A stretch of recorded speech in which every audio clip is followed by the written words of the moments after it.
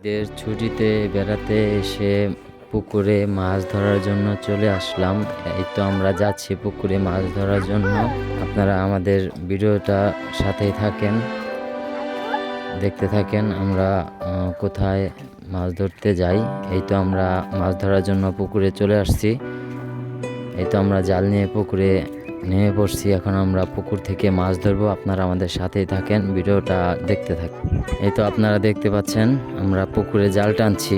পুকুরটা দেখতে অনেক ছোট হলেও পুকুরে অনেক মাছ আছে। এই যে দেখেন মাছগুলো কিভাবে লাফালাফি করছে। এই তো আমরা এখন জালটা উঠাবো, দেখি আমাদের জালে কি মাছ ধরা পড়লো। আমরা জালটা আর একটু পরেই আমরা উঠাবো। আপনারা ভিডিওটা দেখতে থাকেন, দেখেন আমরা আমাদের জালে কি মাছ ধরা পড়ে, আমরা কি মাছ ধরতে পারি। কিছু গুড়া মাছ ধরা পড়েছে, আর এই তো একটা কাতল মাছ ধরা পড়েছে।